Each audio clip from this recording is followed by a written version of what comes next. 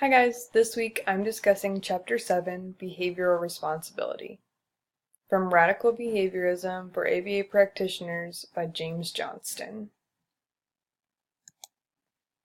Johnston starts out the chapter by discussing creativity. He says that there's no evidence to support the notion that creativity is a physical phenomenon.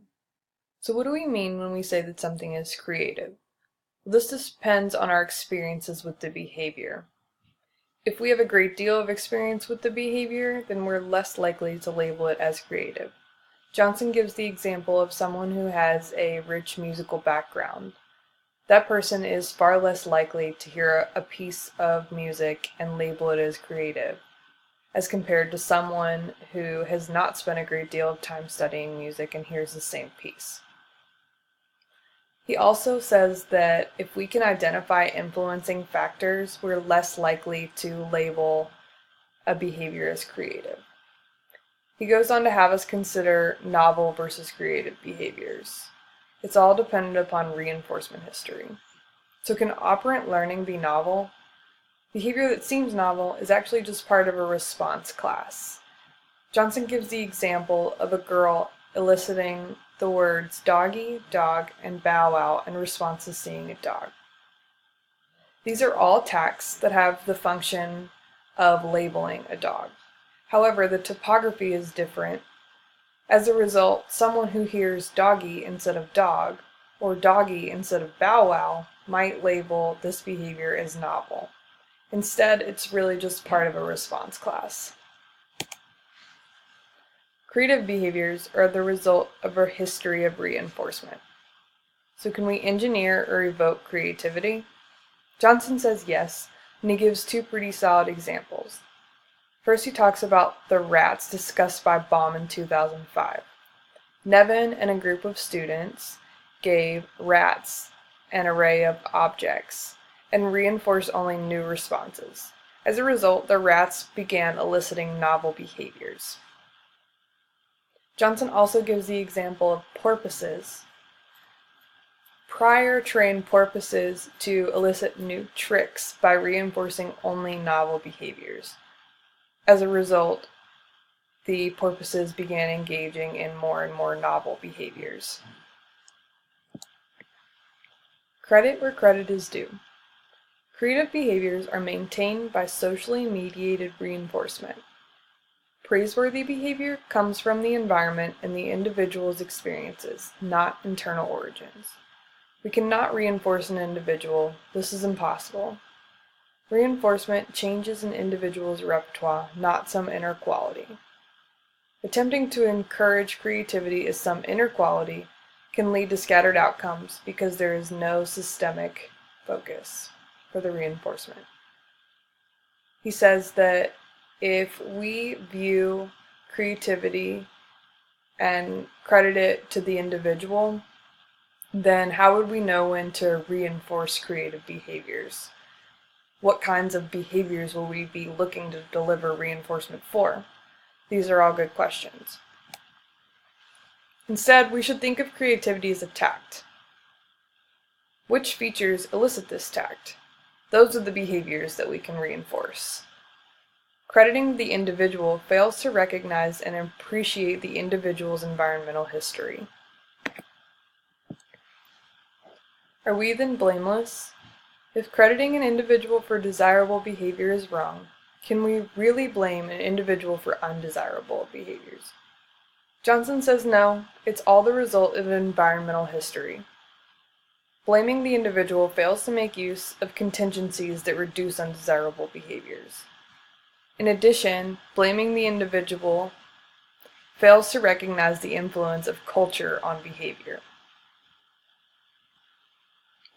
Rather than blaming the individual, Johnston says, it is more productive to arrange discouraging consequences to prevent the behavior from reoccurring in the future. Johnston gives the example of drunk driving. Because prison is statistically ineffective at preventing reoccurrence, we aren't really doing anything to decrease the behavior of drunk driving at present. Instead, we should look at causes of the behavior to ensure that it doesn't happen again. It might be easy to blame a drunk driver when they kill a friend or family member. However, if we really want to ensure that that doesn't happen again in the future, it's a lot more effective to examine and attempt to reduce the behaviors surrounding drunk driving. He gives another example of blaming the poor. Rather than blaming people who are poor for being poor, we should examine the behaviors surrounding poverty and see what we can do to reduce those behaviors in order to reduce poverty. Our current efforts are not really making much progress. It all comes down to responsibility. Personal responsibility is a concept created to maintain order in our society. Our justice system is actually founded upon the notion of personal responsibility. However, our understanding of responsibility typically assumes awareness and free will. Johnston describes awareness as self-descriptive language. Our awareness requires prompts from others and socially mediated reinforcement of self-descriptive behaviors. We're more willing to excuse individuals who lack disability, such as babies or young children.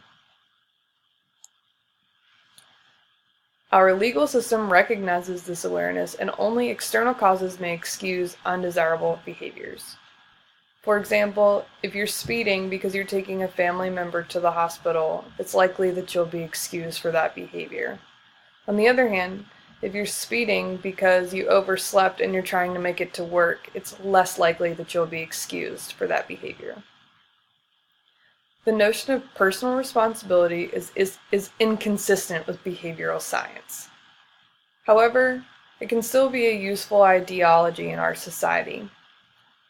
Johnston explains the example, we can teach children rules and describe the consequences of ignoring those rules in order to prevent and reduce undesirable behavior. Finally, he discusses conscience. Conscience is referenced when we feel guilt or shame for behavioral shortcomings. Physical punishment can result in physiological effects. Johnston gives the example of a parent spanking a child. Spankings lead to increases in heart rate, perspiration, and respiration. These are all private events or under-the-skin events that can only really be seen by others via machinery.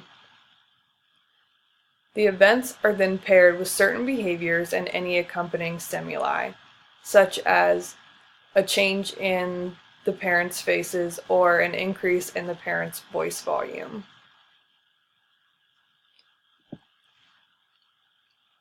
These behaviors are labeled as behaviors for which we should feel shame or guilt in the future. This is going to occur regardless of the presence of those physiological effects after the operant conditioning has taken place. There's no utility to attributing these feelings to our conscience or some inner homunculus.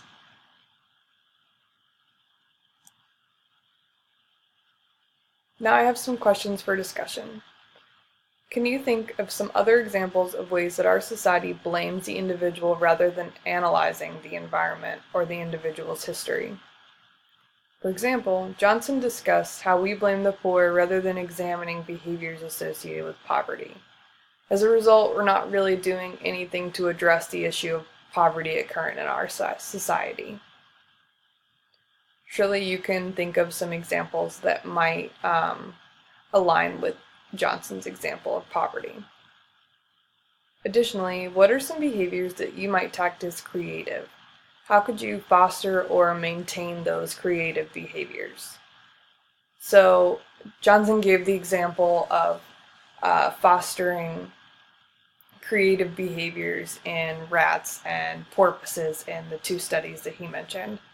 I was just wondering if you guys could think of some ways that we could bring about or elicit creative behavior in an individual or an animal if that's easier.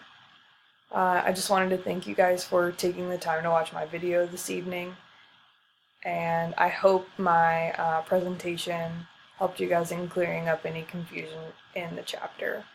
Have a great week. Thanks, guys.